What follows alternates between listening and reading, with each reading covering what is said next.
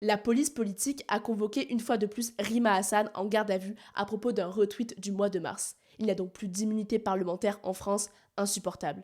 Ça, c'est pas moi qui le dis, c'est Jean-Luc Mélenchon. Mais du coup, c'est quoi l'immunité parlementaire? Je t'explique tout sur Actu Hémicycle. Jeudi 2 avril, l'eurodéputé Rima Hassan a été entendue dans les locaux de la police judiciaire à Paris pour des faits d'apologie du terrorisme. La raison, un post publié le 26 mars 2026 sur son compte X, supprimé dans la foulée. Au-delà du débat politique autour de cette garde à vue, une procédure dont bénéficient les députés européens questionne l'immunité parlementaire. Bon, selon le Parlement européen, l'immunité parlementaire n'est pas un privilège personnel, mais une garantie qu'il pourra exercer librement son mandat sans risquer de poursuites arbitraires en raison politique. Elle garantit ainsi l'intégrité et l'indépendance du Parlement dans son ensemble. Lorsqu'un eurodéputé se trouve dans son État membre, ici en France, l'immunité parlementaire équivaut à celle des parlementaires nationaux. Alors en France, cette immunité parlementaire est établie par l'article 26 de la Constitution qui pose deux principes. Bon, déjà, le principe de l'irresponsabilité parlementaire. En gros, un député ne peut pas être poursuivi, arrêté ni jugé pour ses opinions qu'il aurait exprimées dans le cadre de ses fonctions politiques. Ensuite, le principe de l'inviolabilité. En gros, un parlementaire ne peut faire l'objet d'une arrestation ou de toute autre mesure restrictive de liberté,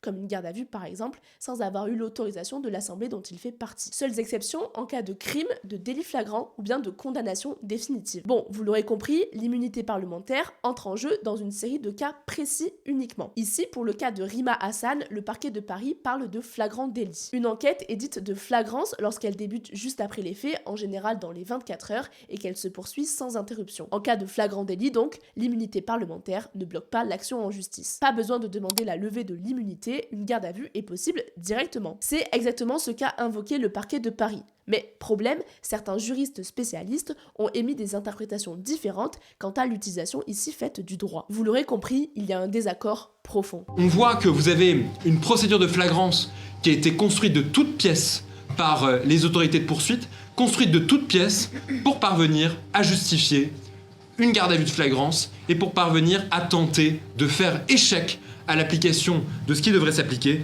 à savoir cette immunité. Mais alors selon vous, la garde à vue de Rima Hassan est-elle justifiée ou non? J'attends vos avis en commentaire.